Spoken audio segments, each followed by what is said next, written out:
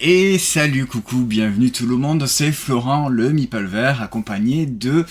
Anthony des Jeux des Livres. Salut, bienvenue à tous. C'est pas lundi, c'est pas samedi, c'est dimanche soir, et ce soir sur Twitch en direct, il est 20h, on vous fait un petit retour sur le premier semestre de cette année 2025 au niveau des sorties et des jeux de société, et on avait envie de vous proposer, en fait, tout simplement notre petit top 9 de ce premier semestre 2025. Comme j'ai pris l'habitude de le faire, notamment avec le site Pub Meeple, qui en fait tout simplement vous permet de rentrer toute une liste de jeux et de faire par un système de je préfère jouer à ça ou à jouer à ça suivant tous les jeux que vous avez rentrés. Et bien à la fin de tous ces classements va vous proposer en fait tout simplement votre top de tous les jeux que vous avez rangés et on le verra à la fin de chacun de notre top, on vous proposera tout simplement l'image de ce top 9 ou top 9, comme vous voulez. Voilà, donc je le répète, je le mettrai dans la description de la vidéo sur YouTube, c'est le site Pub Meeple, voilà, qui vous permet de faire des classements en fait, que ce soit aussi bien de jeux de société, mais sur bien d'autres également... des films, des séries, de la musique, et des boissons également, voilà. Voilà, de la lessive.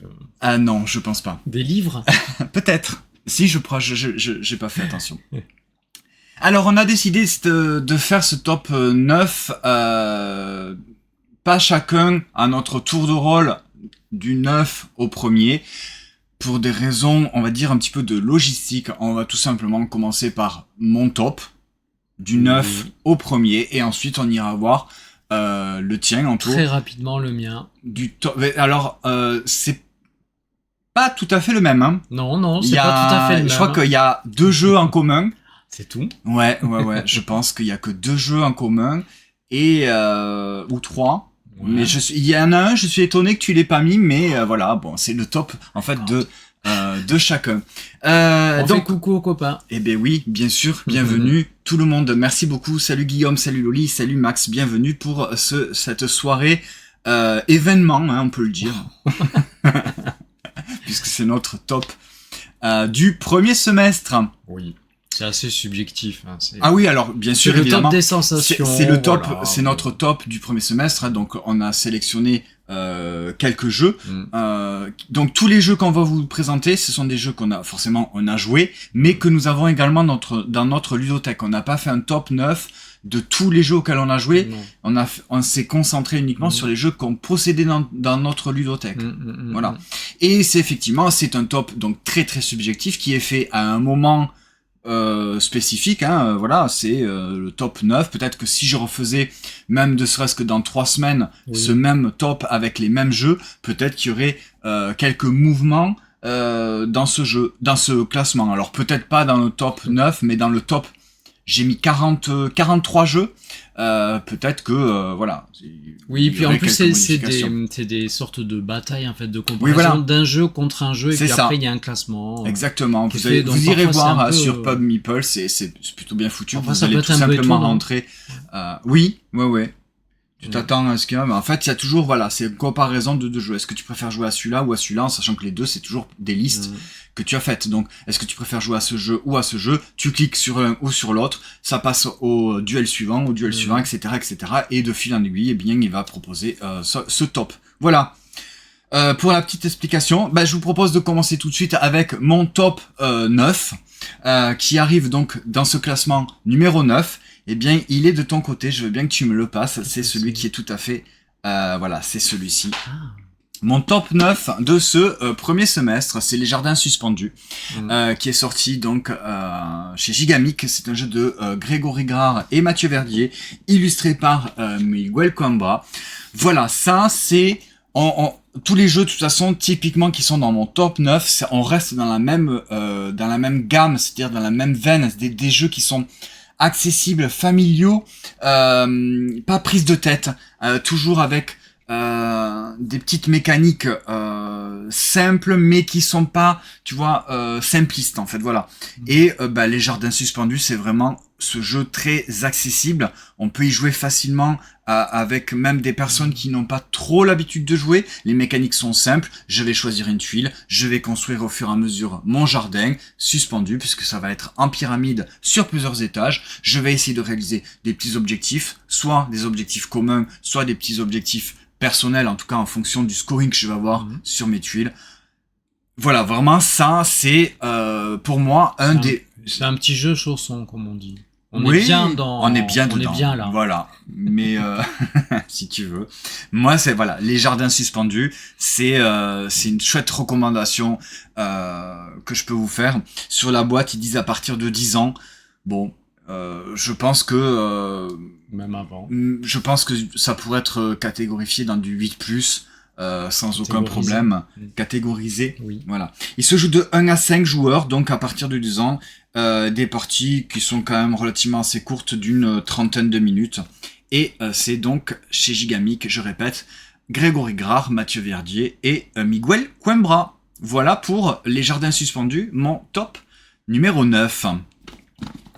Alors, j'avais prévu d'aller sur Maludo. Ah, oui, Si tu veux qu'on y aille quand même. Oui, ça peut être bien. Allez, on va quand même faire le petit tour sur Maludo. Évidemment, ça s'est pas mis. Hein.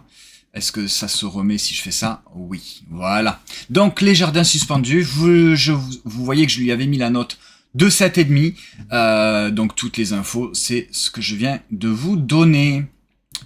Et je sais pas si on va faire ça à chaque fois.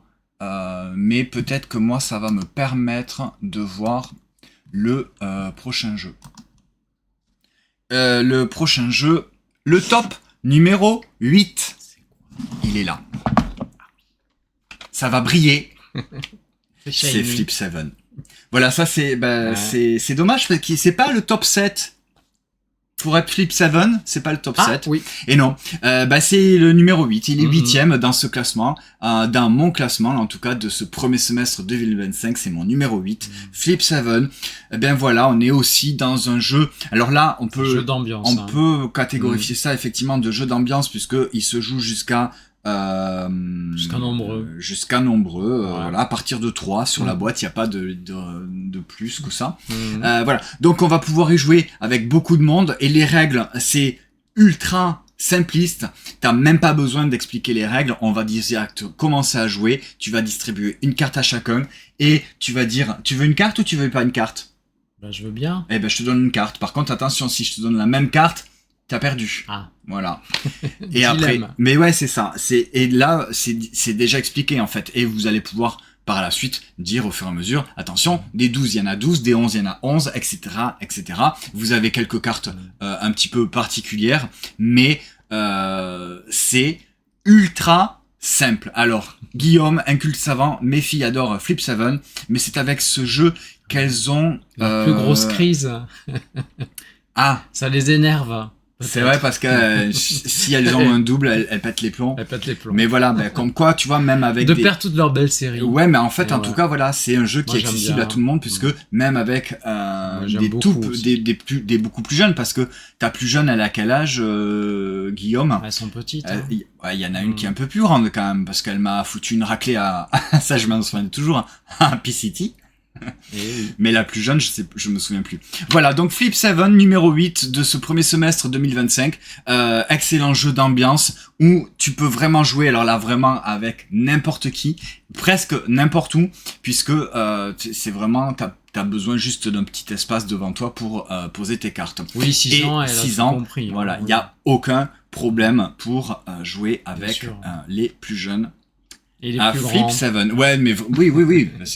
Alors, sous-entendu, effectivement, quand on dit les plus jeunes, c'est les plus grands, c'est à tout âge. Alors, hop, et ici. Donc, Flip 7, vous voyez, je lui avais mis la note de 7,5. C'est un jeu qui se joue à partir de 3 joueurs, à partir de 8 ans, des parties d'environ 20 minutes, c'est pas très long, c'est pas très... même ça peut durer beaucoup moins longtemps. Oui, tes filles, elles en veulent toujours plus, là. Eh ben oui, c'est du stop ou encore, en fait. Donc c'est édité en français par Catch Up Games, sinon c'est The OP.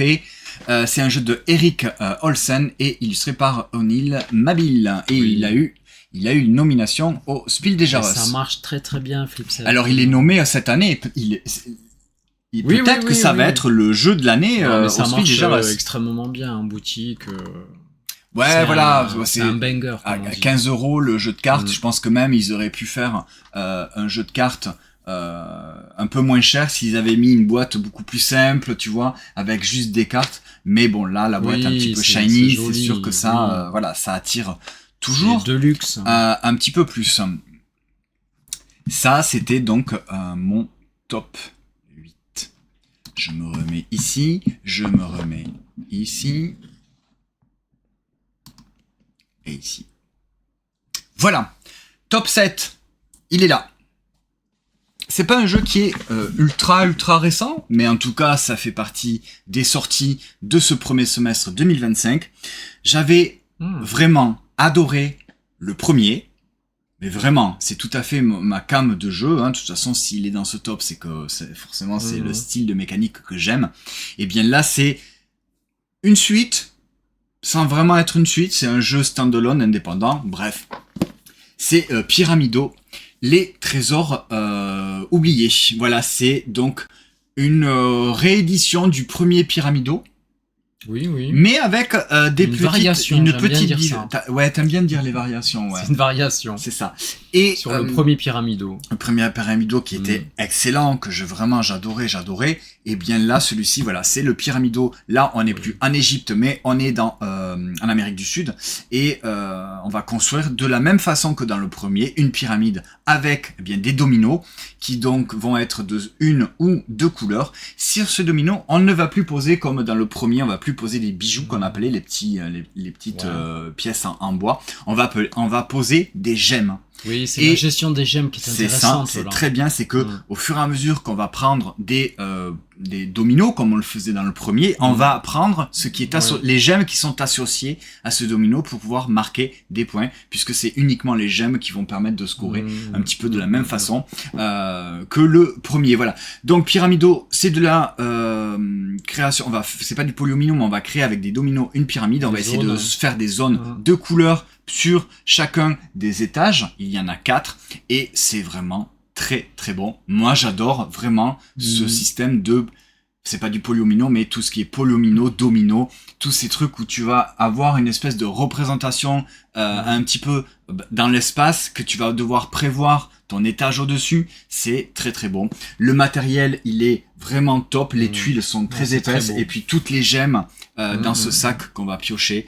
Voilà. Le dos de boîte, il est pas ce qu'il y a de plus explicite, mais c'est vraiment un très très bon jeu que j'aime. La gestion énormément. des gemmes, comme je disais, c'est très tendu dans ce jeu en fait. Tu peux te retrouver. Oui, parce que si tu n'as pas les gemmes de la bonne couleur, tu vas marquer 0 point. Et tu vas ne pas marquer ta zone en fait. Même si tu as fait une jolie zone de rouge, si tu n'as pas de gemmes rouges, c'est bête. Eh ben dommage, voilà. Et Loli, tu nous dis, je le trouve beaucoup plus joueur que celui-là, que le premier. Et oui, c'est vraiment ça, c'est vraiment les mêmes sensations et les mêmes mécaniques, mais avec un petit truc quand même en plus qui fait que effectivement, c'est vrai que il est un petit peu plus joueur pour Pyramido, les trésors oubliés. Voilà pour le top numéro 7. On est au 7. Oui. Alors, hop, pareil, on va aller quand même voir la petite fiche MyLudo. Pour Pyramido, donc il y a un mode solo jusqu'à 4 joueurs à partir de 8 ans, des parties d'environ 45 à 60 minutes. Je lui ai mis une note de 7,5. C'est un jeu qui est édité par Synapse, c'est un jeu de Karl Brière et Equan Known. Alors à la base, le premier Pyramido, c'est uniquement Equan Known, et là pour le deuxième, c'est Karl Brière qui s'est associé, qui travaille aussi chez Synapse. C'est illustré par The Creation Studio et c'est distribué en français par Néoludis. Voilà pour Pyramido, Trésors oubliés, la note de 7 et demi. Non, faut pas que je fasse ça. On revient sur nos trombines pour le numéro 6. Ça passe vite, hein. Ouais, ça passe vite. On essaye de faire ça vite. Les jeux, je pense que vous les connaissez tous les a déjà expliqué.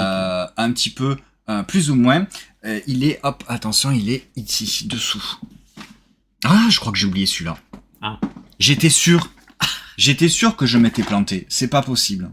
Ah. Il va y avoir du montage. Oui. Il va y avoir du montage. Ah. Bon, c'est pas grave. Non. On a fait les jardins suspendus, on a fait Flip 7 et avant Pyramido. Ah. Donc, en 9, 8, en 7. Pyramido, il est en 6. Mais en 7, c'est Agent Avenue. Ah oui, quand même. Agent Avenue et mon numéro 7. Voilà. Ok. Et ouais, c'était pas idéalement dans mon top 9 puisque c'est un genre de jeu que je compare un petit peu à Zenith. Vous voyez, c'est un jeu qui est donc 2 joueurs. À 2 joueurs, j'ai trouvé ça pas mal. Ça marchait plutôt bien. Oui. C'est une mécanique que j'aime bien de I Split You Choose. Donc, tu vas proposer à ton adversaire un choix entre 2 cartes, une face visible, une face cachée. Ton adversaire va choisir, toi tu vas récupérer l'autre. Vous allez faire avancer votre jeton sur la petite piste en fonction de la valeur de la carte. Si vous en avez plusieurs identiques, les valeurs vont changer. Ok ? Et en fait, on y a joué donc dans sa version à 4 joueurs. C'est trop bien. C'est excellent. Oui. Ah mais j'ai adoré Agent Avenue de jouer à 4 joueurs puisque du coup c'est le même principe sauf qu'on va jouer à 4 mais 2 contre 2 en équipe. Et il y a sur chaque tour, l'équipe va devoir jouer 2 cartes à proposer à ses adversaires. Une face visible et une face cachée. Sans communiquer. Mais on n'a pas le droit de parler. Donc on ne sait pas ce que l'autre va mettre face cachée. Tu vois, ouais, donc oui, d'abord le joueur dit guessing. ok, moi je vais mettre la carte face visible, je mets celle-ci, à toi de mettre une carte face cachée, tu n'as pas le droit de mettre la même, forcément il faut que ce soit 2 cartes différentes, donc c'est pour ça que tu mets d'abord celle face visible, tu mets celle face cachée après, et c'est vraiment encore plus du double guessing effectivement, parce que tu vas devoir jouer avec ton partenaire sur attends, qu'est-ce qu'on fait, mais sans vraiment se parler. Et après, c'est l'autre équipe qui va devoir choisir une carte et que toi, tu vas devoir récupérer. Donc, c'est vraiment, ça prend encore une saveur complètement différente. Agent Avenue, qui est vraiment excellent. Franchement, alors, je vous le dis, Zenith ne sera pas dans mon top 9. Ouais, je le dis parce que Zenith, ouais, parce que à 2 j'ai pas aimé. Voilà, à 2 Zenith c'est pas du tout une mécanique de tir à la corde que j'aime, ça ne me plaît pas. Par contre à 4, j'ai vraiment adoré, c'était vraiment très très bon Zenith à 4. Agent Avenue à 2, il est parfait et à 4, il est excellent. Voilà. Donc c'est pour ça que Agent Avenue, il est donc numéro 7. Bonsoir Didi Cody. Salut, bienvenue. Et salut tous, bienvenue. Où c'est qu'il est Super Kamsoul, il n'a pas mis Zénith. Non, j'ai pas mis Zénith parce qu'à 2, à Zénith, j'ai pas aimé. J'ai perdu ma boîte de mon numéro 6. Il est où? Quel? Eh ben, ma boîte. Pyramido? Oui. Ah, tu le voulais à nouveau? Bah non, parce que voilà. Donc là, c'était en vrai, ça, c'est mon top 6. Voilà, il passe avant Agent Avenue, donc Pyramido, je ferai un petit peu de montage. Pyramido est donc mon top numéro 6 de ce premier semestre 2025. Voilà, je te le rends. Il va y avoir du bon. Ouais, bon, c'est pas. Ou je le laisserai comme ça, on s'en fout. Les gens, ils comprendront. Ouais, oui, c'est pas grave. Et après, l'ordre n'a pas réellement d'importance. En fait, on vous propose 9 jeux. C'est les 9 qui sont sortis. C'est les 9 que je préfère. Au-dessus. Effectivement, il y a peut-être un ordre de préférence, mais en tout cas, voilà, entre Agent Avenue et Pyramido, les 2 jeux, tu me proposes une partie, j'y vais direct, sans aucun problème. Mon numéro 5. Mon numéro 5, on est donc avec Agent Avenue, les jeux pour 2 joueurs. Eh bien, celui-ci, c'est un très grand classique du jeu de société moderne qui a eu droit à sa version 2 joueurs, plus exactement, Duel. C'est Azul Duel. C'est vrai que c'est bien. Excellent, vraiment. Alors autant Azul, c'est toujours, comme je viens de le dire, c'est devenu un grand classique du jeu de société moderne. C'est plaisant à jouer Azul. Oui. C'est vrai, quand tu le fais découvrir ou quand tu joues, t'es dans une espèce de zone de confort. J'ai envie de dire pour Azul. Tu vois, tu connais, t'es tranquille, t'as pas besoin de re-regarder les règles, c'est simple, accessible, mais un petit peu quand même brainy comme on dit, tu vois. Je vois pas comment on peut le dire un mot en français à part brainy, mais c'est une espèce de jeu zone de confort. Azul Duel, ça va encore plus loin. C'est que vraiment, là, tu vas en plus de choisir correctement les fabriques. Il y a surtout les tuiles. Ouais. Les tuiles, mais c'est-à-dire dans les fabriques. Il y a un truc qui change avec ces fabriques rondes. C'est-à-dire que quand tu vas récupérer, les autres elles vont venir s'empiler. C'est-à-dire que si tu prends, bref, au lieu de prendre au centre, tu vas prendre... Tu n'auras pas tout le temps le même choix. C'est la même mécanique, on reste dans le même truc, mais c'est différent. Et là, ça change tellement que c'est excellent, ça renouvelle vraiment le jeu. Là, ça se joue que à 2, mais c'est très bon. Donc il y a cette mécanique de fabrique qui va être modifiée, mais au fur et à mesure de la partie, en fait, vous allez construire votre tableau. Au lieu de de les faire glisser, vous savez, quand vous avez les tuiles, de les faire glisser dans la bonne zone, mais en fait, il va falloir auparavant construire votre zone. En fait, vous construisez le plafond du palais de Sintra dans Azul Duel. Et donc, au lieu de faire glisser vos tuiles, enfin les jetons en acrylique, de les faire glisser au bon endroit, eh bien, auparavant, il va falloir avoir construit avec des grosses tuiles, des zones de 4, votre endroit où vous allez plus tard faire glisser votre jeton en acrylique. Et ça aussi, ça change beaucoup de choses. Et ça rend encore le jeu encore beaucoup plus joueur, effectivement, pour reprendre les termes de Loli qui disait par rapport à Pyramido. Et bien là, c'est pareil. Azul Duel propose une version de Azul, le premier du nom, avec les mêmes mécaniques, les mêmes sensations, mais en allant encore un petit peu plus loin. Ça renouvelle pas mal. Hein. Ça renouvelle pas mal le jeu. C'est tout le temps du choix. Mais tout le temps, il faut choisir. Ouais. Et on est, encore une fois, on est dans notre zone de confort, tranquille, on connaît, mais ça va aller un petit peu plus loin encore. Voilà, ça c'est Azul Duel. Le prochain... Il est là, je vais pas sur ma Ludo à chaque fois. Non. Tant pis, c'est pas grave. Le prochain, c'est un tout petit jeu de cartes. Je sais pas si c'est pas peut-être le jeu auquel on a le plus joué. Oui. Alors, oui, je vois pourquoi. En termes de partie. Oui. Parce qu'une partie, ça peut durer 2 minutes. Django. Voilà, celui-là, c'est pour moi donc mon top numéro 4. Je le répète, c'est pas vraiment un classement, c'est vraiment 9 jeux qu'on vous propose, et Django fait partie de ces 9. C'est pour moi une évidence du jeu de Défausse, tellement c'est simple, rapide, efficace. Drôle. Drôle, effectivement, oui, c'est drôle parce que tu vas vraiment avec tous les joueurs, même si tu perds, tu vas quand même rigoler parce que c'est drôle de se dire y a de punaise, il joue 5 cartes en même temps, il met fin à la partie. C'est pas possible. Et c'est génial. J'ai pas eu le temps. Et c'est drôle.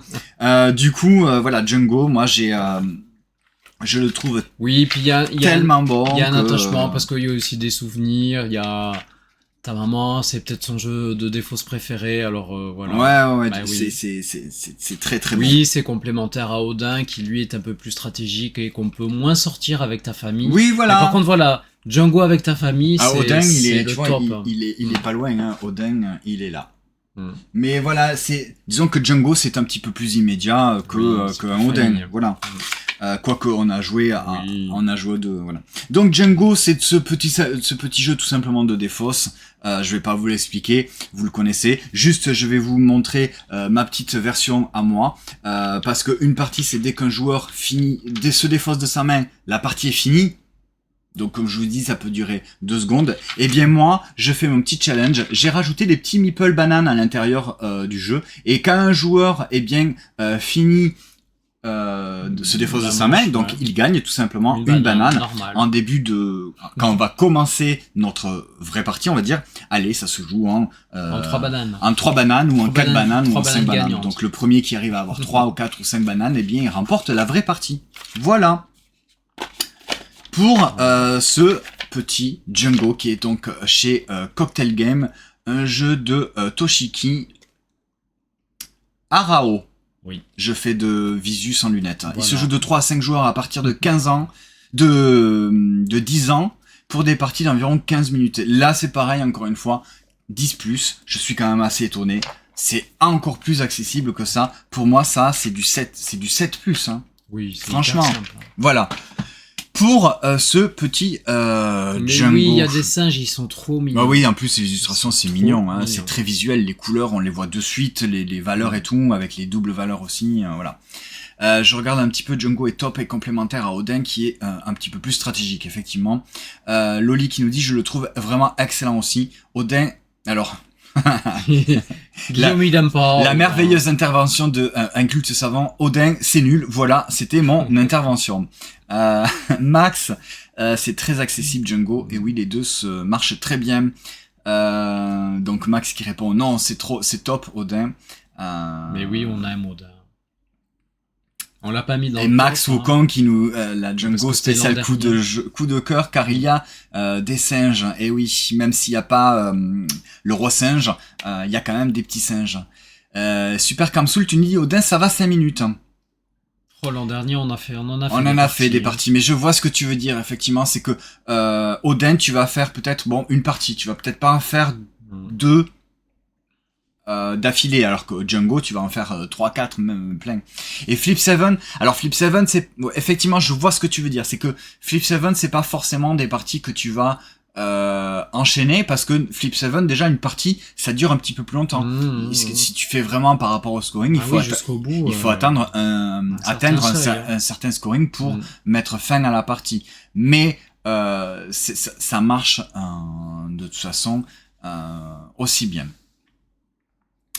Oui, mais c'est pas pour jouer toute la soirée. Hein. Oui, non, voilà, c'est des petits jeux. Alors moi, je vous le dis, j'ai pas de gros jeux hein, dans ma sélection. Je préfère les petits jeux immédiats, rapides, sur lesquels tu vas pouvoir peut-être faire plusieurs parties ou en tout cas faire plusieurs jeux. Flip 7, c'est beaucoup plus simple que Hit. Hein. Comment est Hit de Knizia par rapport à Flip 7 ? Bah, Flip 7, c'est beaucoup plus simple que Hit. C'est plus simple que alors ouais, parce que Flip 7 tu as pas réellement de choix, c'est du stop ou encore. Et Hit, t'as un petit peu plus de réflexion parce que tu vas essayer de regarder, tu vas essayer de calculer dans Flip 7, tu calcules pas vraiment. C'est pas tout à fait pareil.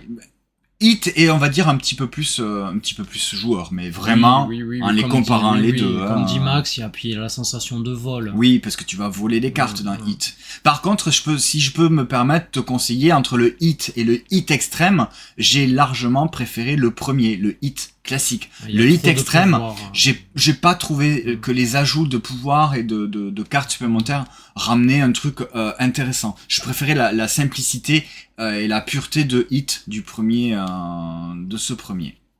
Et non, il n'y a pas de gros jeu, Guillaume, comme tu peux effectivement t'en douter.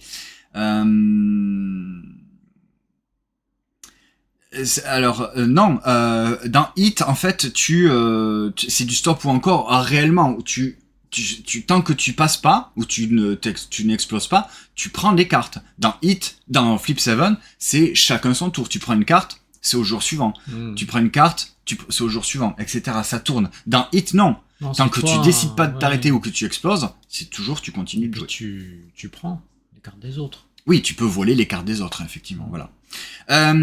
Ensuite, je ne sais plus où est-ce que j'en suis. On va rester sur plus ou moins un même format de boîte, un tout petit format de boîte avec un éditeur que j'aime bien, qui propose des petits jeux très mignons, très simples, très accessibles. Là, c'est plus du jeu de défausse et enfin un jeu de pli. Parce que j'aime beaucoup, hein, vous savez peut-être ou vous savez peut-être pas, mais que j'adore les jeux de pli. Eh bien, c'est le seul jeu de pli que je vais avoir dans ma sélection. Donc, si vous devez retenir qu'un seul jeu de pli dans ce premier semestre 2025, eh bien, ça sera Candy Spiders Leopards. Ce petit jeu de pli ultra mignon, c'est pas un jeu enfant du tout, et c'est vraiment très très malin puisqu'on va recevoir une main de cartes. Sur cette main de cartes, on va devoir la diviser en 3, ce qui va nous faire donc 3 manches, on va dire, et sur ces 3 manches, eh bien, on va tenter de gagner des plis pour gagner des cadeaux. C'est des cartes qui sont mises sur une rivière de cartes au centre de la table, et on va tenter donc de récupérer les meilleurs cadeaux pour tenter de faire en fait des collections avec ces cartes-là. Donc il y a les bonbons, il y a les araignées, il y a les léopards, évidemment. Il y a la fameuse étoile filante qui fait gagner le joueur dès qu'il y a les 3. Donc on va diviser notre main de cartes en 3 parties. Généralement, ça peut aller vite. Ça peut aller. Ouais, on a fait une partie où je crois que c'était moi, je sais plus, ou Tony, je crois que c'est Tony qui nous avait Ludicieux qui avait gagné les 3 étoiles. On n'a pas réussi à le contrer. Donc, alors Guillaume, c'est trop tôt. Écoute, Seven Yokai. On vient juste de l'avoir. Il est sorti là. On a fait une partie cet après-midi. C'est trop tôt. Mais une partie à 2 joueurs. Donc on n'a pas encore assez de recul pour pouvoir en fait vous dire que c'est dans un top du premier semestre. Ça sera peut-être dans le deuxième semestre. Peut-être. On verra. Parce que des jeux de pli, moi c'est un petit peu ma came, et même si je suis pas un expert du jeu de pli, j'aime beaucoup. Sachant qu'il y a King Street Takers aussi, un jeu de pli qui est déjà arrivé, qui est déjà sorti, mais voilà. C'est pour ça que Seven Yokai, je n'ai pas Filet Fish. Mais ouais. Filet mais c'est dur de. Mais Filet Fish, il est pas sorti en 2025. Filet Fish, il est sorti en 2024. Et oui, c'était pour décembre. Ça. Présage. Mais toi, c'est pas ton. Non, Présage, j'ai trouvé, j'aime bien aimer, mais ça m'a pas accroché plus que ça en fait. Présage, je trouve ça pas mal, sympa, j'aime bien y jouer, mais c'est pas tout à fait la mécanique d'un jeu de pli comme je l'entends. C'est-à-dire que c'est pas du. Ah bah Présage, c'est du jeu de ça pli, fait mais plus défaut ça. Ouais, c'est ça, effectivement, ouais. Ouais, c'est un peu un mix des deux, mais j'ai plus une sensation de défaut. Alors Guillaume, un culte savant, écoute, si Seven Yokai, il y a une variante à 2 joueurs qu'on a joué cet après-midi. En fait, si tu as la boîte, en fait, à la fin des règles des jeux, t'as un QR code à flasher. Ça te donne donc le PDF de la variante à 2 joueurs. C'est une variante assez simple, comme il y a dans des variantes, je ne sais plus dans quel jeu, je crois que c'est le Diable en bouteille, où il y a cette variante pour 2 joueurs, où tu mets en fait, tu vas avoir une main de cartes face, il n'y a que toi que tu vois, et tu vas avoir une main de cartes qui va être devant toi, face visible, que ton adversaire va également voir. Il y en a 2, ouais, voilà. Et salut la ZDJ, coucou, bienvenue. Spoiler alerte, non, effectivement, tu le sais, il n'y aura pas de Toy Battle. Il n'est pas du tout, il n'est même pas dans ma sélection du premier semestre. Il est nulle part, il n'existe plus chez nous. Il est dans les limbes. Voilà, bon, Toy Battle pour moi c'était un flop, je n'adhère pas. Bref, continuons sur mon petit jeu de pli préféré donc de ce premier semestre, c'est mon top numéro 3, Candy Spiders Leopards, ce fameux petit jeu où tu vas diviser ta main de cartes pour faire des manches en fonction des cartes que tu vas tenter de récupérer pour faire tes collections. T'as le scoring changeant. T'as le scoring changeant, donc les bonbons ils vont pas scorer de la même façon à chaque partie, suivant la carte objectif, comment tu la retournes. Donc tu vas avoir des scorings différents. Par exemple, tu vas avoir tant de points si t'as tant de bonbons.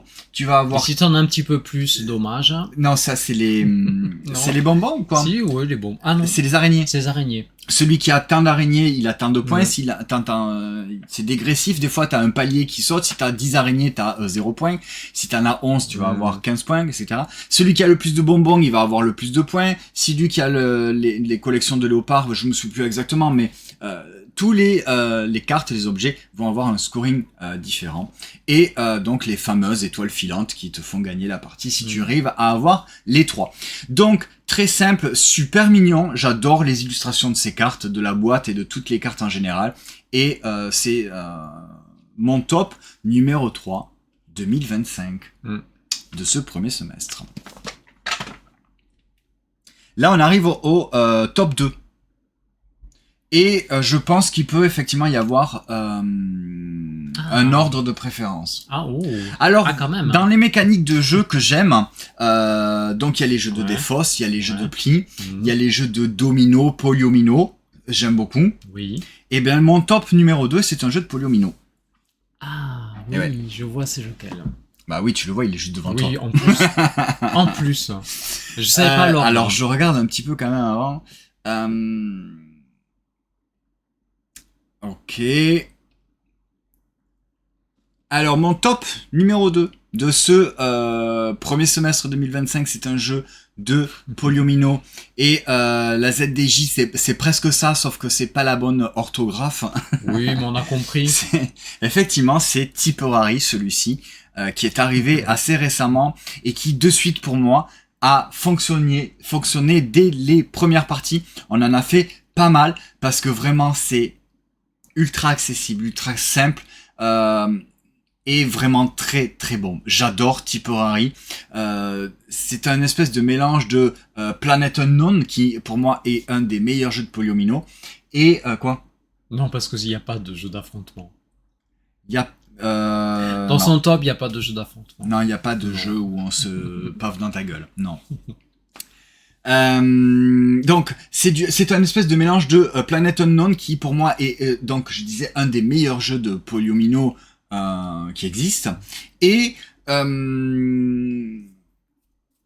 oui c'est tout en fait hein, voilà, Planet Unknown et tu voulais dire et je sais plus j'avais une autre référence mais je me souviens plus.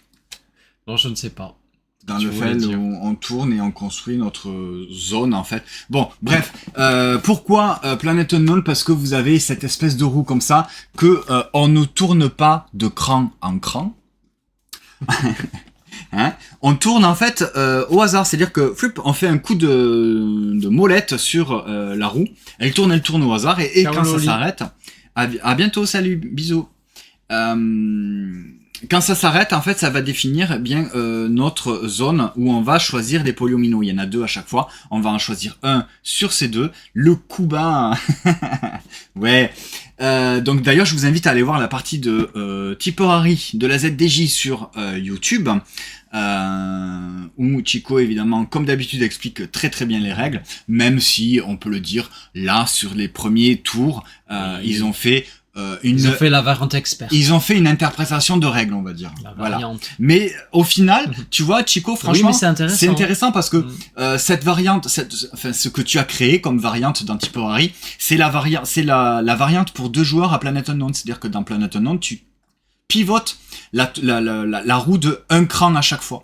Donc tu peux prévoir. Donc tu peux anticiper. Dans Tipperary, c'est pas ça. Mais du coup, tu as inventé une variante qui peut être assez intéressante. Et je pense que la prochaine fois qu'on y joue, je te dirai notre retour et on fera cette variante. Voilà. Donc Tipperary, on va tourner la roue, ça va définir un endroit où on va prendre les espèces de poliomino. Sur les 2 poliomino, on va en choisir un et on va le placer dans notre zone pour tenter de faire des scorings différents en fonction des zones qu'on va créer.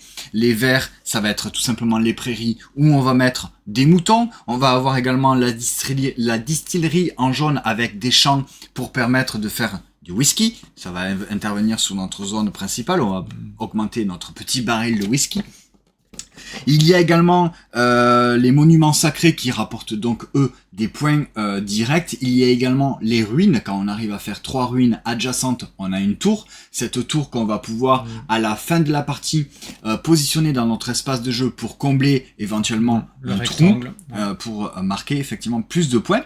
On a également les tourbières. Si on arrive à coller 2 tourbières adjacentes, on a le droit à une tuile bonus. C'est une tuile unique qu'on va pouvoir positionner soit sur un trou, soit par-dessus une tuile qu'on aura déjà. Bref, plein de petits scorings ultra malins. Ce que j'aime bien, c'est que les poliomino, ils ont vraiment des formes ultra bizarres. C'est-à-dire qu'on n'a pas l'habitude de ce genre de poliomino et pourtant, ça marche super bien en fait. Il n'y a pas des trucs... élevés au whisky. Hein? Quoi? Ils ont bu trop de whisky. Ouais, mais en fait, c'est pas des poliomino du style Tetris comme on peut le voir également dans Planet Unknown. C'est vraiment des poliomino. Il y en a des très grands qui se partent dans tous les sens et il y en a des tout petits qui sont tout simples. Et Et ça marche en fait, voilà. Donc Tipperary, mon jeu de polyomino préféré de ce premier semestre, numéro 2. Voilà, alors, je regarde un petit peu. Et oui, Guillaume, t'as l'impression d'y avoir déjà joué, mais non. Je sais pas si c'est un compliment pour le jeu. Non, mais après... Non, il réinvente pas la roue, mais effectivement, c'est très bien il réinvente pas la roue. Si, en même temps, il réinvente la roue parce que justement, il y a cette fameuse petite roue dans lequel on va réellement la tourner. Alors, je vous le montre quand même un petit peu vite fait parce que peut-être qu'on se rend peut-être pas vraiment compte, mais voilà cette roue. Donc, tous les joueurs, en fait, ils ont choisi en début de partie une couleur, un truc comme ça. Et donc... là, sur chaque emplacement, ici, il va y avoir 2 tuiles de polyomino. Et à chaque tour, on va faire ça. Voilà. Et c'est ça, en fait. Et donc, si par exemple, je suis le joueur qui a ce blason ici, le vert, ouais. Ah ouais. Eh bien, je vais prendre les tuiles qui sont ici. Ok. Toi, si tu es par exemple le joueur rouge-jaune, ben, tu vas prendre les polyomino qui sont ici. Voilà. Okay. Et donc, à chaque fois, eh bien, on fait tac, on fait ça. Donc, si, ça réinvente la roue. Voilà. Ou dans Planète Unknown, tu ne tournes pas la roue comme ça. Vraiment, tu choisis l'emplacement. Ouais. Là, tu choisis pas. Et donc, pour vous montrer peut-être vite fait un polyomino, donc vous avez des formes comme ça. Voilà, celle-ci, vous la verrez pas. Vous la verrez pas. Donc, on a des formes qui sont très classiques, plus ou moins. Mais on a des trucs qui sont vraiment... là, évidemment, je suis en train de vous sortir que des trucs, des formes qui sont assez simples. Oui, ZDJ, c'est simple, efficace, une belle surprise. 30 minutes, c'est plié. C'est vrai que c'est hyper rapide. Hein. Je suis perdu. Parce que 14 tours, c'est hyper rapide. Bah, il est parti. Voilà, non, mais parce que je fais tomber des trucs et voilà, je préfère le ramasser de suite, comme ça ne se perd pas. Voilà pour c'était intéressant. Mon petit Tipperary. Les petites tours comme ça, là. Bah, ça, je vais les faire upgrader, je les fais imprimer en 3D. Eh oui, les amis. Voilà pour mon top 2, Tipperary. On arrive à mon top 1. Bon, toi, tu l'avais deviné, mon top 1, forcément. Bah oui. Tu sais que j'aurais peut-être pas deviné, moi, le tien de top 1, si tu me l'avais pas dit. C'est possible. Mon top numéro 1 de cette première, de ce premier semestre 2025, c'est un jeu, c'est pas un jeu de pli, c'est pas un jeu de cartes, c'est même pas un jeu de polyomino, mais... C'est un jeu de petits dominos ?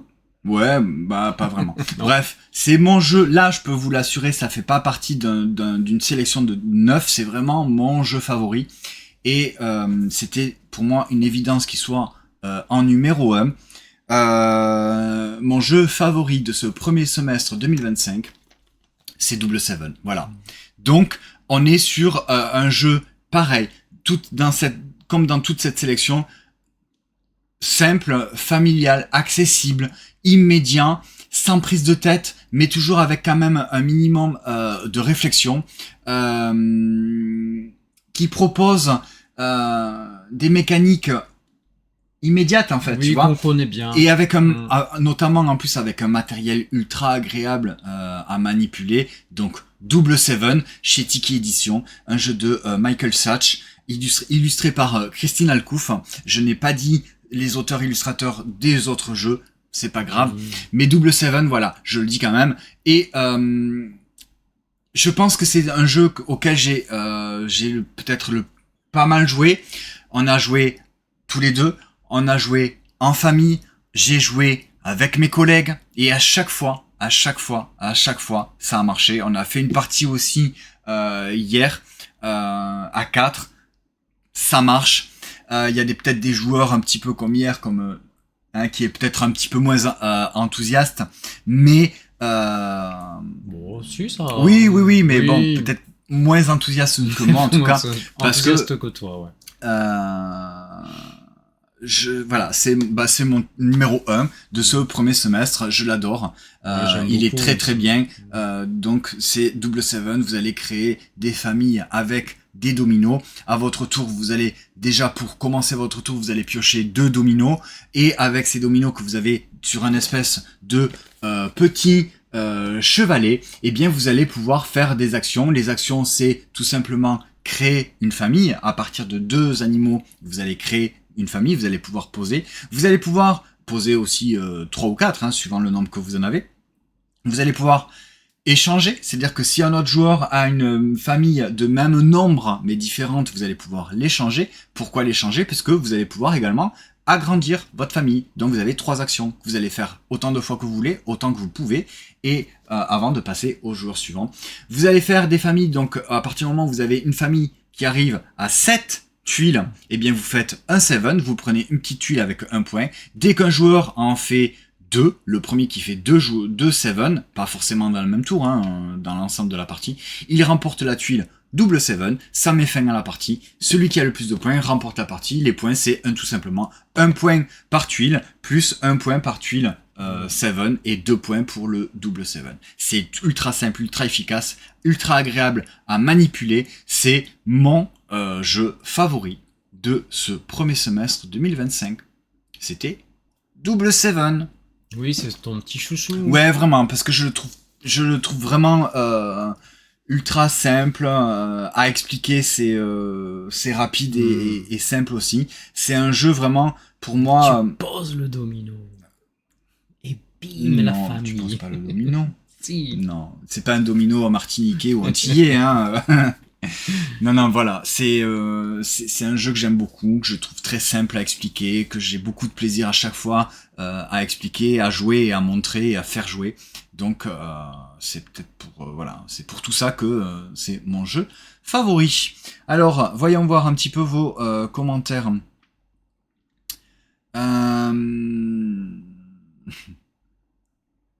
Oui, là, alors la ZDJ, j'ai trouvé ça bien, mais pas au point de le mettre dans mon top. Voilà. Bah, alors après, on n'est pas tout à fait, on n'a pas le même profil de joueur. Voilà, c'est ça.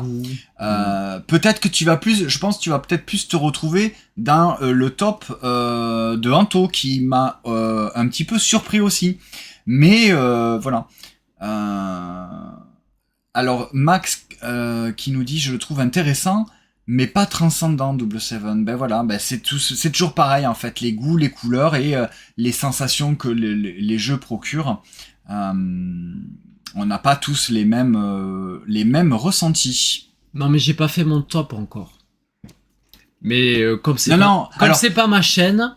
Ouais, non, mais parce que c'est notre chaîne à tous les deux, on va dire. Mais voilà. C'est quand même la chaîne du. On n'a pas fait en fait la ZDJ, on n'a pas fait comme vous, on n'a pas fait notre top 9. C'est quoi ton top 9? C'est quoi mon top 9? C'est quoi ton top 8? C'est quoi mon top 8? Non, on a fait mon top 9 de 9 à 1 jusqu'à celui-ci. Et maintenant, eh bien écoutez, avec cette chouette transition, on va passer sur le top 9. Le boss en premier.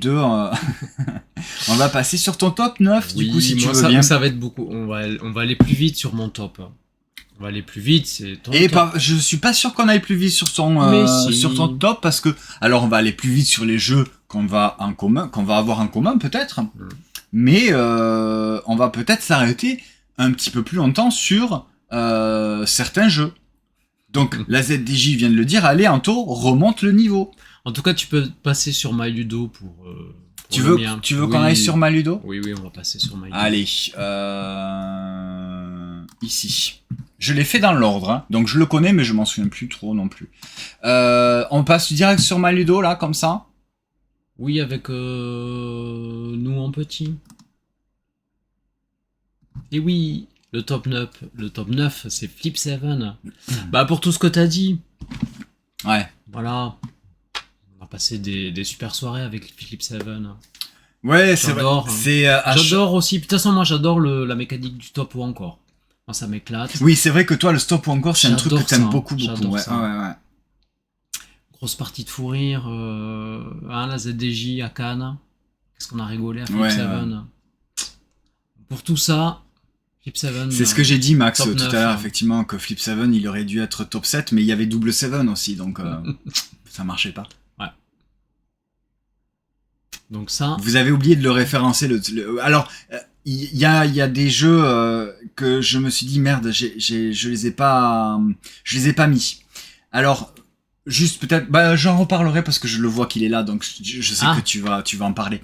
Ouais. Voilà, donc le top 9, c'est Flip 7. Eh ben oui. Eh ben oui. Eh ben oui. Eh ben oui. Eh oui. Je ne sais plus où c'est. Il est là. Gatsby. Top 8.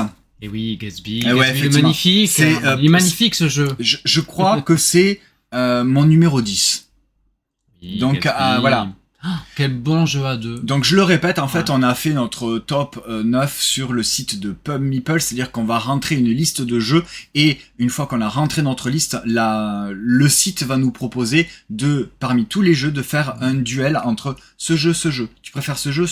Et à chaque fois tu vas cliquer sur un ou l'autre. etc. Et au fur et à mesure, ça va faire donc ce fameux classement. Donc Gatsby aurait très bien pu également être dans mon top 9. Oui, il était très bon, proche. Et ben écoute, oui, je pense qu'il est numéro 10. Moi, il est rentré de par sa thématique littéraire qui est magnifique. Hein. Ouais. Et puis bon, le travail de Christine Alcouf, et puis c'est un très très bon jeu à deux. Là, j'aime beaucoup, c'est quand même très tendu. On va bien se titiller tous les deux. Ouais. Je perds tout le temps, mais c'est pas grave, j'ai passé un très bon moment. Essayer d'avoir tous ces personnages que je n'aurai jamais. C'est très très malin en fait parce qu'il y a cette espèce de 3 mini-jeux dans un seul jeu. C'est vrai. Et il y a cette espèce aussi d'action que j'aime beaucoup et qu'il faut pas passer à côté, c'est d'aller regarder ce qu'il y a sous les tuiles et de peut-être échanger les 2 tuiles. Voilà. Et ça, c'est primordial, je trouve. Ce que je ne fais pas. Et ouais, parce que en fait, tu te dis, attends, il y a cette tuile et cette tuile, ok, je vais les replacer. Il y a des tuiles qui sont face visible, il y a des tuiles face cachée. Donc tu peux un petit peu brouiller ton adversaire. Et donc il y a 3 jeux différents, c'est-à-dire qu'il y a le cabaret où tu vas essayer de faire du positionnement de jetons pour faire une ligne d'un côté à l'autre du cabaret. Scène, Il y a le centre financier où tu vas faire cette espèce de course, celui qui arrivera à aller le plus haut et qui arrivera à dépasser les paliers. Et il y a la course hippique où tu as ce système de majorité. À la fin de la course, celui qui a le plus de jetons remporte la tuile personnage. Le but, c'est de remporter les tuiles personnages pour gagner tout simplement des faveurs et se rapprocher de Gatsby, le magnifique. Yes. Voilà, donc c'est vrai qu'il aurait pu faire partie de mon top aussi, et je crois que s'il est pas dans mon top 9, il est probablement... peut-être 10e. Je pense que c'est même le 10e, ouais. Donc Gatsby, écoute, c'est un très bon choix. Bruno Catala, Ludovic Maublanc et Christine Alcouf chez Catch Up Game, pour les citer quand même un peu. On passe au prochain jeu. Voilà. Ah oui. Donc là, vous allez peut-être être un petit peu réconcilié, la ZDJ et tous les joueurs un petit peu plus experts, puisque Salton Sea est dans ton top. Oui. Et alors, je l'aime beaucoup. Il y a aucun problème. J'en ai fait une story là vite fait cet après-midi, puisqu'on a terminé une autre partie aujourd'hui. C'est quand même, la mécanique c'est simple. Les actions sont simples. Et en plus c'est tellement logique que c'est très fluide au final. Le jeu en lui-même est très fluide. Oui. Mais c'est quand même pas facile parce que il y a quand même beaucoup de contraintes. T'es contraint par l'argent. C'est le nerf de la guerre. C'est effectivement, si t'as pas de thunes, tu ne fais rien. À part râler. Oui.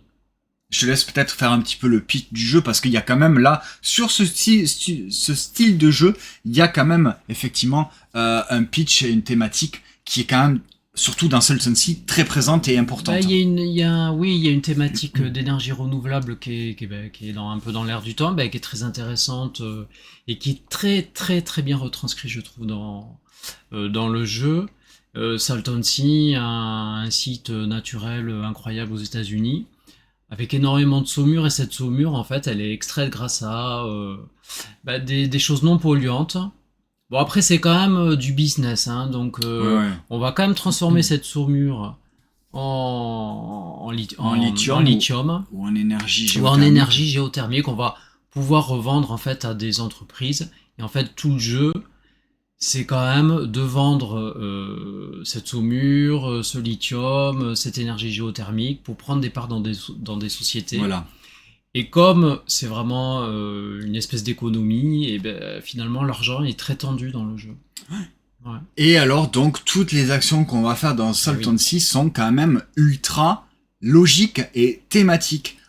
En fait, on va extraire de la saumure. Qu'est-ce qu'il faut faire pour extraire de la saumure? Il faut forer. Il faut forer. Mais avant de forer, il faut avoir un permis. De forer. Il faut avoir un permis de forer. Ensuite, il faut forer. Ensuite, il faut extraire. Oui. Ensuite, il faut transformer. Transformer la saumure. Voilà. Et tout ça, ça coûte des sous. Hein. Oui, il va ça falloir coûte beaucoup de transformer la saumure.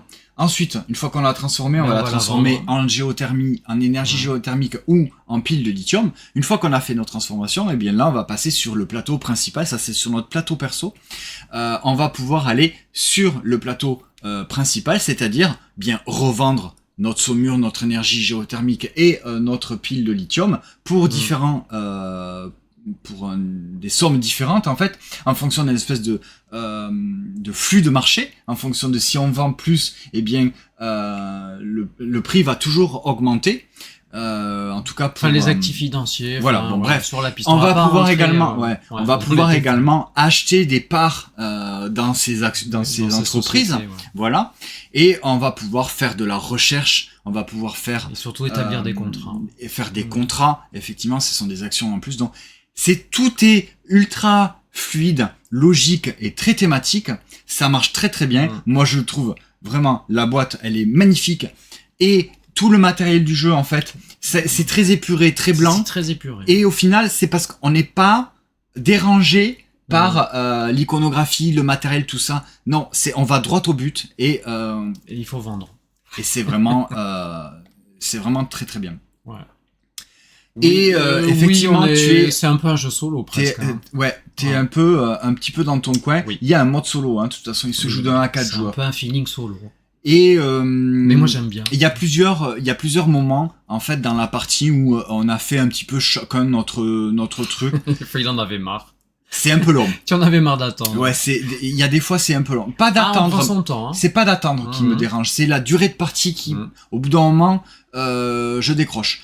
On a fait de toute façon donc on a fait des pauses. Hein, ça va, mais voilà, il faut pas le jouer. Non, il y a de l'interaction sur le choix des cartes en fait, parce que quand tu vas prendre de l'argent, tu peux prendre en fait aussi des cartes actions parce que l'argent c'est d'un côté. Oui, il y a ça.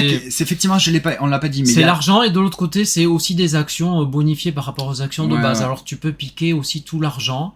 Et l'autre, il n'y a plus d'argent dispo, en fait. Ouais, et donc, la manche. Voilà. Parce que les cartes, effectivement, sont recto-verso. T'as une carte, un verso qui est $1 ou $3 ou $5, ça dépend.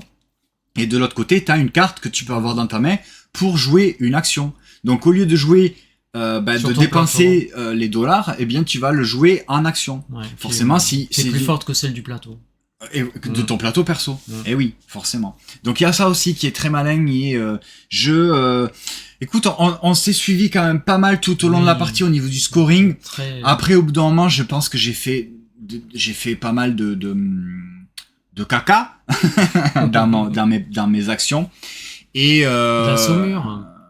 J'ai pataugé dans la saumure.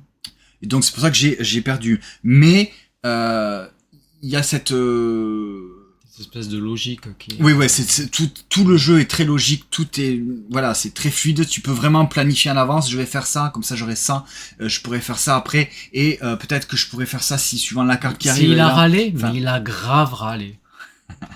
Je suis désolé. J'ai vraiment très très râlé, mais c'est plutôt bon signe parce que j'ai vraiment très très râlé et c'est que il y a quand je râle, c'est qu'il y a cette espèce de challenge que je me fais à moi-même et voilà. Mais c'est très bien. Dès le début, il faut aller chercher des améliorations, il faut faire se créer son petit moteur pour, effectivement, pour moins galérer en fait. Ouais. Voilà, bon Salton Sea, c'est un chouette jeu, c'est bien que tu l'aies mis dans dans ton top. Donc là on a fait le 9, le 8, ça c'était le 7. C'est énorme ça aussi encore. Oui, c'est vrai, c'est un gros jeu. Moi j'y ai pas pensé, tu vois, le sortir. Tu l'as pas sorti ? Non. Je pense qu'il est juste derrière toi en fait. Ah oui. Regarde, il est juste là. Hop là. Voilà, Beyond the Horizon. Mais oui, parce que j'aime bien qu'il y ait des jeux comme ça qui m'embarquent, hein, mais qui m'embarquent, voilà, dans des aventures. Ben oui, c'est quand même, tu vois, civilisation, histoire. Ben moi aussi, là, je suis dans mes petits chaussons. On va aller à la rencontre des grands personnages de l'histoire. Et ça rapporte beaucoup de points de faire ça. Et puis, bien sûr, on avait adoré, de toute façon, le premier Beyond. Alors, si tu rentres directement dans le sujet, je voulais Ah attendre oui, que tu termines. non, mais je vais pas rentrer plus en avant dans ce gros jeu, mais Oui. voilà, on va développer sa plus belle civilisation. C'est surtout cet arbre de technologie Voilà, qu'on va l'arbre des développer au technologies, fur et à on l'aime mesure. tant.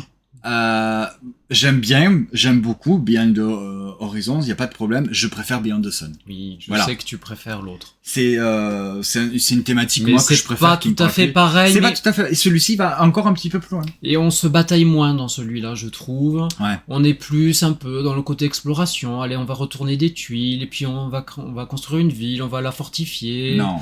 On va... non, mais voilà, le C'est design pas- n'est pas pareil. Hein. Moi, je le trouve pas moche du tout. Hein. Beyond the Horizon, il est. L'autre, c'est voilà, c'est je le trouve vide interstellaire, c'est la beauté de je l'ai l'espace, juste hein. au-dessus, mais je vais pas tenter de Non. l'attraper parce que sinon je risque de faire tomber. Mais Voilà, c'est plus coloré, voilà, c'est l'histoire, Ouais. le temps qui passe, tout ça. Et puis il y a cette espèce aussi. Donc Ouais. en plus dans Beyond the Horizon, c'est cette espèce de les tuiles hexagonales que tu vas au fur et à mesure construire ton construire, paysage dévoiler, en commun en fait, Mhm. plutôt que dans l'espace lointain dans Beyond the Sun. Là, moi, je trouve que c'est... je trouve ça plus beau, moi, Beyond the Horizon. Ah, c'est pas que pareil. l'autre. Non, mais après, Ouais. je peux tout à fait, j'entends et je comprends tout à fait qu'on puisse trouver Beyond the Horizon plus beau que Beyond the Sun.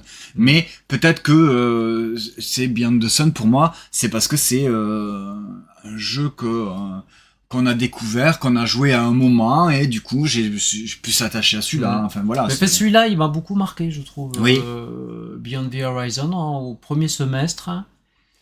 Les cartes là qu'on dévoile au fur et à mesure dans l'arbre de technologie, on va rencontrer des personnages historiques, c'est très malin ça. hyper thématiques. C'est une sensation, c'est très très très très bien.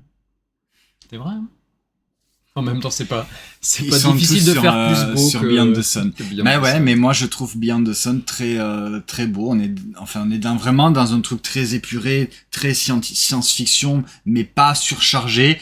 Je m'en fous que mon plateau perso ils sont blancs. J'ai pas besoin de décor, de fioritures et tout. C'est 2001 l'Odyssée de l'espace. Voilà, je suis dans mon vaisseau, Mhm. on va dire. Je gère mes trucs, mon arbre de technologie. J'ai pas besoin d'avoir des fioritures. C'est un tableau Excel et ça me va très bien. Mais voilà, donc Beyond the Sun, c'est Beyond the Horizon, pardon, c'est Beyond the Sun, mais on va, oui, plus joli. Ça va un petit peu plus loin. Il y a cette espèce de tuile les tuiles que tu vas hexagones que tu vas construire au fur et à mesure.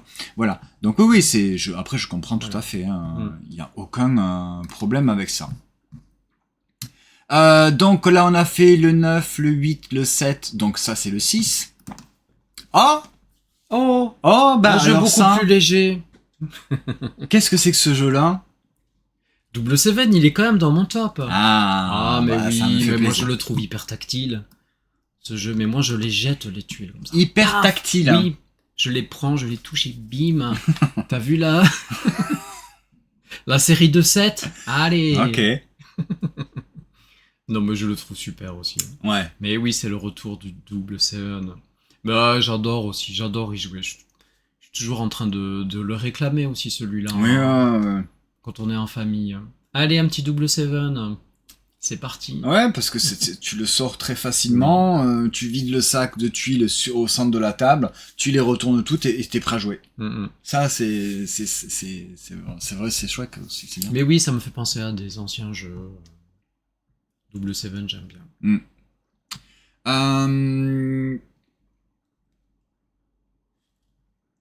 Tu parles je pense que tu parles du premier Beyond the Sun ou Beyond the Horizon, Guillaume? Le genre de jeu qui qualifie de jeu millefeuille et qui entasse des mécaniques qui alourdit la sensation de jeu. Je pense pas que tu parles de Double Seven. Non. Ok, bon bah voilà, ça c'est Oui, très on bien. en a Double déjà Seven, parlé. en tout cas on l'a tous les deux dans notre top, donc du Oui, coup on peut dire que oui. c'est une recommandation assurée Ah pour oui, oui, oui. pour le premier semestre avec Flip 7. La ZDJ ils vont être contents encore. Ah, Wondrous Creature. Ouais, ok, Guillaume. Voilà, donc Wondrous Creature. Mais oui, J'aurais on part à pu, l'aventure. j'aurais pu le mettre aussi, Oui. mais voilà, ben Par c'est pas, la beauté du matériel, la beauté des cartes. c'est très beau. Toutes ces créatures incroyables, plus incroyables les unes que les autres, avec C'est, des pouvoirs, des c'est, combos. c'est malin. C'est malin, on va aller C'est récupérer vrai que des ressources, on va aller récupérer ou des créatures. Et puis après, on va pouvoir les il y a poser. cette espèce aussi de placement hein, sur le plateau principal, Oui, oui, premier on va se arrivé, gêner. premier service, Hum. c'est-à-dire que voilà, tu vas vraiment Pour réfléchir. récupérer Attends, les meilleurs je vais me mettre emplacements. là, mais si je me mets là, Hum. lui, il va peut-être se mettre là et je voudrais bien aller aussi. Dans quel, Hum. enfin, il y a Et ce puis, espèce de tempo, de il y a timing, de placement. la tension Il y a au du- niveau des coupes Il y a de la tension, Ouais. effectivement, ouais, sur les pour les objectifs. objectifs. Ah. Et oui, Ah bon, après, effectivement, les illustrations, le matériel, là, on est sur... l'atmosphère, enfin. on n'est pas sur On est bien, on n'est pas sur une deluxe, mais on se rapproche quand on y même pas passe mal. des heures, on est bien dans cette île, à découvrir toutes nos petites créatures. Ouais, ouais, ouais, c'est bien. C'est vrai que, bon, j'aurais pu le mettre. Mais donc la ZDJ, eux, ils ont la version Deluxe Oui. avec les add-ons et tout. Voilà. J'ai vu qu'il y avait donc les extensions qui vont arriver incessamment sous peu. Voilà. Mais oui, non, mais c'est vrai que c'est des anciennes mécaniques, mais c'est simple. Hein. Finalement, c'est simple. Mhm. C'est Oui, simple, oui, hein. c'est plus c'est C'est moins simple, c'est direct. c'est moins logique Qu'un Salton que Salton Sea mais... parce qu'on est dans un univers complètement imaginé, mais les mécaniques en elles-mêmes, effectivement, oui, voilà, tu te positionnes, tu vas récupérer des ressources. Hein. Avec ces ressources, tu achètes des cartes. Ou tu vas récupérer les cartes. Oui, oui, oui. Enfin, et après, tu peux les poser avec ce que tu as pu récupérer comme ressources. bon, la ZDJ, je vais te Pour bannir. se faire ton petit moteur à points, mais c'est chouette. Ouais. Ben ouais, je sais pas dans quelle position il est Wondrous Creatures dans mon top. Bon, c'est pas voilà. Je prends beaucoup de plaisir à jouer à des jeux. Alors c'est pas expert, mais en tout cas des jeux un petit peu plus gros par rapport à la sélection que je vous ai faite, ma propre sélection. Mais du coup voilà, c'est pas dans mes tops. Même si je prends beaucoup de plaisir et que c'est des très très bons jeux. Oui, il y a l'aimant du personnage qui est assez rigolo. Ah oui, oui. Oui, je vois ce que tu veux dire, Max, capitaine. effectivement, que tu... Ouais, Mm. je vois ce que tu veux dire. Comment t'aurais voulu que ça soit Bah en fait, parce que tu vois, les personnages, une fois qu'il est aimanté, bon bah tu le laisses dessus, quoi. Ah oui, bah Tu vois, oui, y a oui. pas- Oui, c'est tu vrai le que je laisses vois dessus. qu'il y aurait pu y avoir- Au début, tu l'as pas, il faut le débloquer. Il y aurait Ouais. il y aurait pu y avoir, tu vois, différentes montures, et suivant la monture, tu vois, avec des pouvoirs. Hein. des pouvoirs, Des ou pouvoirs des tailles de monture. différentes, tu vois, ou un espèce de qui fait un coin, enfin... Je pense que on parle un petit peu Oui, de la c'est même un chose. peu gadget. Mais... Oui, au final, c'est un petit peu gadget, mais voilà. Ah, il faut quand même le débloquer. Faut Mais- avoir sa première. Oui, non, mais ce enfin, que je veux dire, c'est que tu aurais pu poser tout simplement un meeple, voilà. Bref. ok. Bah, tu l'as pas de suite, le capitaine. Hein. Voilà, bah, Max, Ouais. c'est exactement ce qu'il dit. C'est-à-dire que peu importe en fait laquelle de monture tu as, c'est les 3 ou 4 mêmes. Hmm. C'est juste le capitaine que tu vas mettre dessus. Mais tu vois, ça aurait été un truc, les montures différents, telle bestiole, telle bestiole, ou telle bestiole. Ouais. Ben, si tu mets ton capitaine dessus, ça fait pas le même effet. Ah oui. Tu vois. Bon, ben ça, Ok. on est en train de, peut-être que c'est dans une extension, on sait pas. Mais et vous allez arrêter avec Everdell qui est juste Il là. manque un arbre dans Wondrous Creature. Mais dans l'île, il n'y a pas beaucoup de grands arbres. Non, mais sacrés. parce que c'est pas on n'est pas sur une prairie, on est sur l'entièreté de l'île. Ouais. Dans Wondrous. Mais Everdell, de toute façon, pour moi, restera toujours mon jeu favori parce qu'il est beau, il est malin et il est efficace. Voilà. Mais je le sais qu'ils le font exprès. Le prochain. Donc là, c'est ton top 3. Ah oui. C'est ton top 3. Et ben c'est assez étonnant, ton top 3, pour moi, qui n'y est pas. Ah oui. Zénith. Ah mais oui, c'est vrai que tu ne l'as pas mis toi, Zénith. Je l'ai pas mis, je l'ai expliqué en fait, effectivement. Bah, Zénith, parce que moi le tir à la corde quand même j'aime bien. Mais je reconnais qu'à 4, mais comment j'ai adoré nos parties. C'est à incroyable 4, ce jeu, comme c'est de la folie. Il a une toute autre dimension quand on y joue à 2 et quand on y joue à 4. Ce n'est presque même plus le même jeu. Autant... Alors, je vous l'ai dit tout à l'heure, un Zénith à 2, ça ne m'intéresse pas parce que je déteste cette mécanique de tir à la corde. J'aime pas cette sensation de frustration où je fais des trucs et l'autre il le défait. Juste par derrière, mais voilà. Bon. Toi, t'as un peu plus aimé. Moi j'aime ça. Enfin, j'aime bien cette mécanique. C'est toujours une grosse tension quand même, la mécanique du tir à la corde. Ouais. Mais à 4, donc c'est plus dilué, mais c'est excellent. C'est une expérience à 4. Vraiment, alors si vous y avez jamais joué à 4, tentez-le quand même, parce que vous allez voir que c'est vraiment très très bon. Oui, et du coup tu peux aller beaucoup plus vers monter dans les pistes de technologie. Là, je vois que Max il nous dit pareil, Guillaume aussi, qu'ils ont vraiment. Il y a un intérêt de monter dans les pistes là. Les pistes de technologie, ouais. Tu peux d'abord faire ça et après comme ça l'autre il profite des bonus que tu as débloqués sur les pistes. Alors moi j'ai une question, du coup est-ce qu'on n'y aurait pas joué à 4 ? Est-ce que tu l'aurais mis dans ton top ? Ou est-ce que c'est vraiment le fait d'y avoir joué à 4 que qui monte si haut ? Il monte si haut grâce à la version 1.4. Bon ben voilà. Et on n'y aurait pas joué à 4, il aurait peut-être pas été...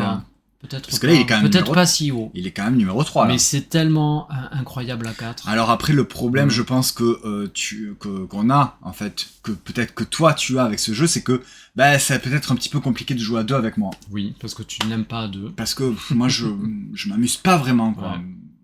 Même si en début de partie, je veux bien me dire, allez, je le fais, je veux gagner, je veux faire ça, mais au bout d'un moment, ça me frustre trop, j'aime pas. Donc voilà, c'est peut-être pour ça aussi que... Mais du coup, oui, forcément, et à 4, c'est une toute autre sensation, parce que tu vas vraiment essayer de jouer avec ton partenaire contre tes adversaires. Il y a ce truc en plus qui fait que... Comme dit Max, là, de récupérer le jeton leader, déjà pour avoir plus de cartes, et toi aussi. Et puis, on va pouvoir, du coup, échanger des cartes.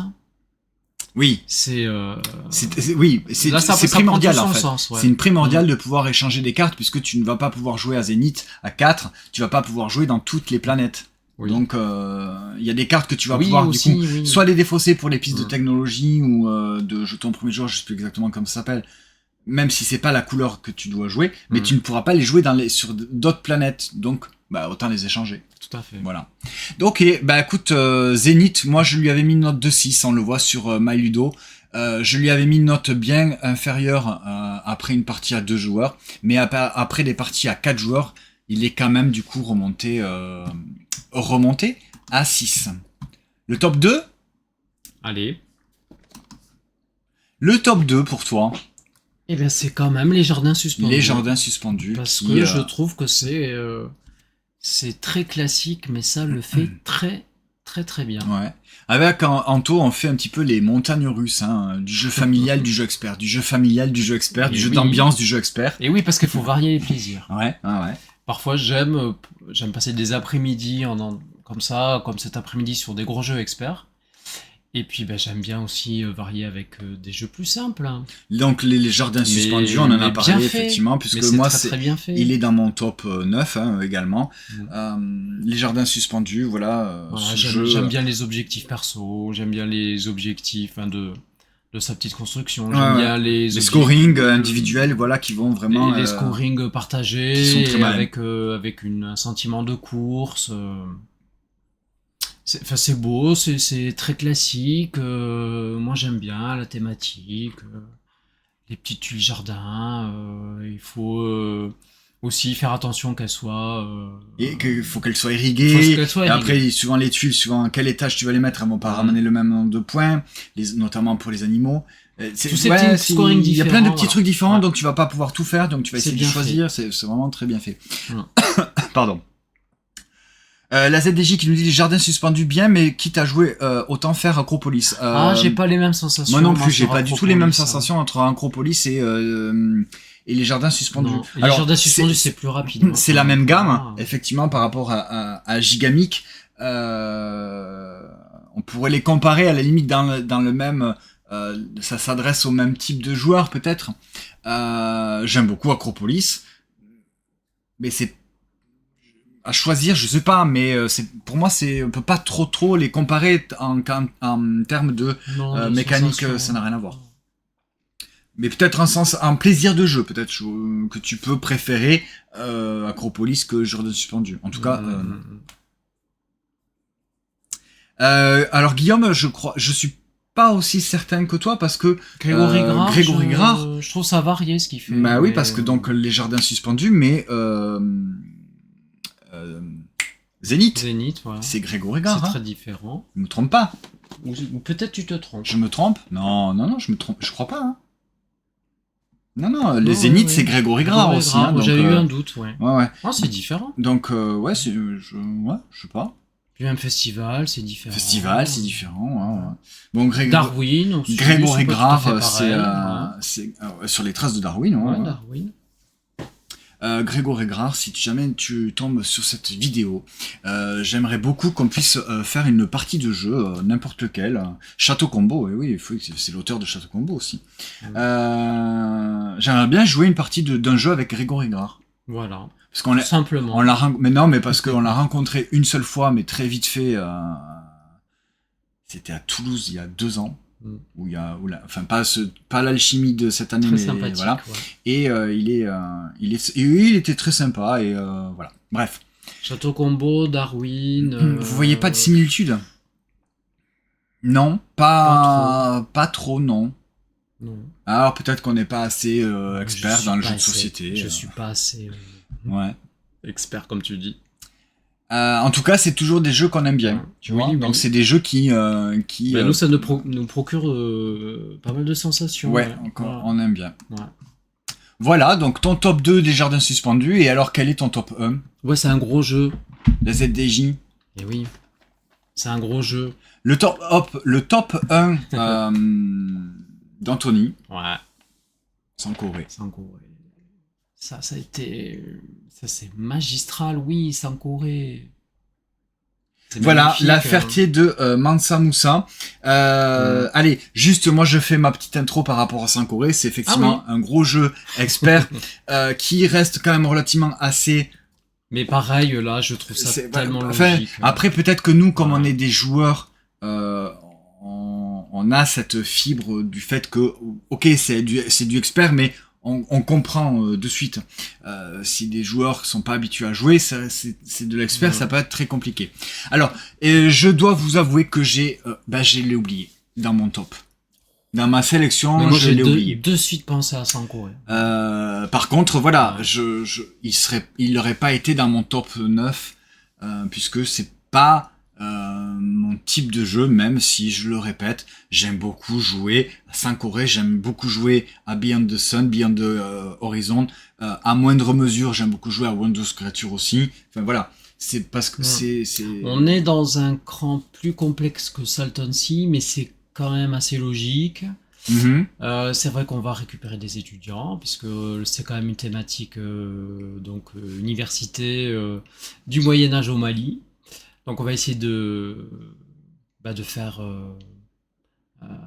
comment dire être le directeur le doyen de l'université. Non, mais 2 départements différents les plus prospères, les plus prestigieux dans l'université de Sankoré. Donc on va préparer des cours, on va donner des cours, on va essayer de recruter des étudiants, tout ça dans plusieurs enseignements tels que les mathématiques, la théologie, l'astronomie et le droit. Voilà. Ouais. Et donc on va sur chaque ciao Guillaume. À bientôt, salut. Merci beaucoup.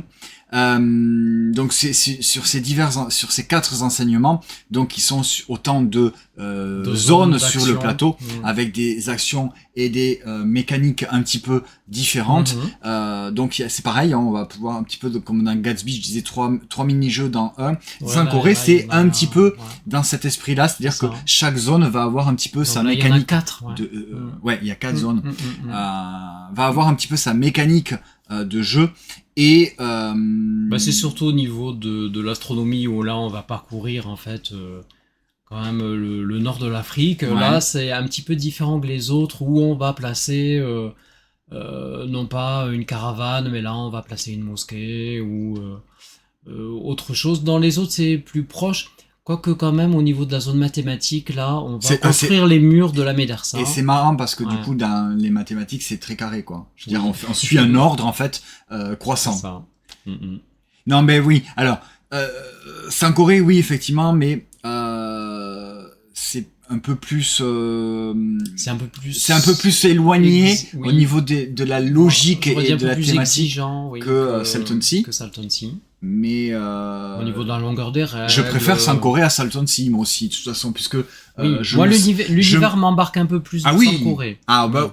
Oui, même si Salton Sea c'est ultra terre à terre et c'est ultra logique et on est vraiment voilà, on cherche pas en fait dans l'imaginaire dans Salton Sea. Sankoré peut-être un petit peu plus. Ouais, la thématique nous parce que voilà, c'est un peu plus un petit peu plus, on va dire, pas fantastique mais des paysans peut-être. Oui, voilà, des paysans, c'est ça. Ouais.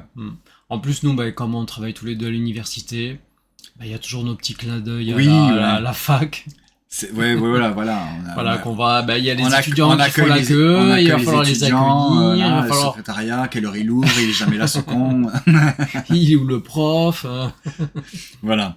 Mais, écoute, je suis étonné sans vraiment être étonné, mais, c'est vrai que bon, moi, dans ma sélection, je l'ai pas mise, je l'ai oublié, ce jeu. Qui est extrêmement beau, extrêmement visuel, graphique. Ouais, ça, il prend beaucoup de place, mais en même temps, vraiment sur la table, ça pète. Ça pète. Ça pète, c'est beau.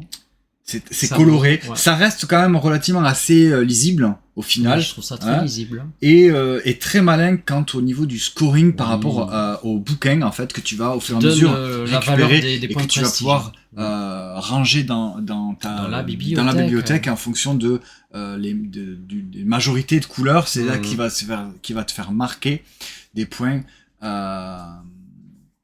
Effectivement, je pense que Super Meeple préfère le top en Anto avec Beyond the Horizon et Wondrous Creature et Sankoré. Et oui, je me rends compte que j'aime beaucoup Super Meeple. Voilà, Super Meeple, écoutez, vous savez que vous avez un grand fan avec Anto des jeux des livres. C'est vrai qu'il nous propose de très très très bons jeux dans ce premier semestre. Et puis c'est des très bons jeux experts ou initié plus. Oui, ça reste un expert qui nous convient en fait. Oui, c'est quand même un bel expert. Oui, mais voilà. ça reste, pour nous, c'est accessible. Ce que je te propose, du coup, pour Sankoré, c'est que comme moi je lui avais mis une note de 6,5, on va le passer à 7. Oui. Voilà. Comme ça. Hop là. C'est un petit peu plus en adéquation avec... avec mon top. Avec ton top, effectivement. Mais on est sur la chaîne du Meeple Vert. Voilà, donc vous avez vu qu'en fait on a tous les deux des tops un petit peu différents. Oui, on n'a pas les mêmes appétences. Voilà. J'aime bien passer plus de temps parfois autour d'univers qui m'embarquent plus que dans des petits jeux. Où là c'est plus contraint. Ouais. Des fois sur les petits jeux on oublie un peu la thématique. Là, parfois sur des jeux experts, on est embarqué sur plusieurs heures dans... Il y a beaucoup de jeux, des petits jeux qui n'ont pas ou peu de thématique, notamment un jeu de défausse ou un jeu de pli. Bon, la thématique est là pour c'est pour faire un enrobage au jeu, mais ce qui est le plus important, c'est la mécanique. Voilà. Et donc, dans les plus gros jeux, des jeux experts, effectivement, la thématique est là pour proposer une expérience, mais qui va avec la mécanique. Oui, tant qu'à faire. Voilà. Quand c'est possible, c'est bien. Ok, voilà, on a terminé le top. Donc je le rappelle, ton jeu préféré de ce premier semestre 2025, c'est donc Sankoré chez Super Meeple. Ensuite, tu as les Jardins Suspendus chez Gigamic, Zenith chez Playpunk. Nous avons également donc Wondrous Creature qui arrive numéro 4 avec numéro 5 Double Seven. Behind the Horizon avec toujours encore une fois chez Super Meeple, de nouveau un gros jeu expert Salton Sea chez Yellow, Gatsby un petit peu plus léger mais avec c'est tellement beau. une chouette mécanique et un univers agréable, avec donc Gatsby et Flip 7. Parce que le stop ou encore, moi j'adore. Parce que le stop ou encore, moi j'adore. Et oui. Qui est aussi dans mon top. Donc moi, le premier, c'était Double Seven, qui pour moi est une évidence. Avec aussi Tipperary, Candy Spiders Leopards, parce que je ne pouvais pas passer à côté d'un jeu de pli quand même. Django, jeu de défausse. Mais moi j'aime beaucoup aussi. Ouais. Django. Azul Duel, hein, qui renouvelle un peu le qui Azul. renouvelle le Azul en le mettant un petit peu plus loin. Hein. Pyramido, Trésors oubliés, voilà, ça, pour moi c'est une évidence, hein, aussi ce jeu-là. Et bien voilà, le Flip 7 qui est aussi ultra fédérateur. Et donc les jardins suspendus, qui est donc en numéro 9. Voilà pour notre top à tous les deux. Nos top. Alors, moi, je veux bien que tu me rendes Double Seven et que tu prennes, toi, Sankoré, pour qu'on vous montre. Voilà. Donc, c'est 2 salles, 2 ambiances, hein. C'est ça. C'est vrai, hein, c'est marrant, mais au final, en fait... Mais moi, j'aime aussi beaucoup Double Seven. Oui. Non, mais après, c'est... Alors, on va conclure... là-dessus.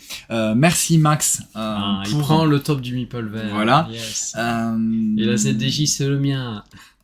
Et la ZDJ, tu nous dis, normal, est top 7 éditeur, et Thésaurus qui arrive. Mais voilà. Thésaurus. Alors, Thésaurus, pas Thésaurus. Ouais, mais chez Super Meeple, c'est pas eux aussi qui vont faire Mythologie, un truc comme ça. Donc voilà, j'aime beaucoup Sankoré, j'aime beaucoup Selton Sea, j'aime beaucoup Beyond the Horizon, mais lui, il aime beaucoup Flip 7, il aime beaucoup Candy Spiders Leopard, il aime beaucoup Django, il aime beaucoup Azul Duel. On aime en fait les mêmes jeux, mais on a des préférences. C'est vrai que je vais plus vers des gros jeux que des petits jeux, mais j'aime beaucoup jouer à des jeux plus familiaux aussi. Oui, bien sûr. De toute façon, on a les mêmes goûts, on va dire. On aime, à part ce qui vraiment pourrait nous séparer, à la limite, c'est peut-être Zenith, tu vois, où là, c'est vraiment des mécaniques que moi, je n'aime pas et que toi, tu aimes. Et à 2, du coup, on n'y joue pas à Zenith. Parce que ça ne me plaît pas. Voilà, donc c'était notre top 9 du premier semestre 2025, avec pour moi Double Seven, pour Anto, Sankoré.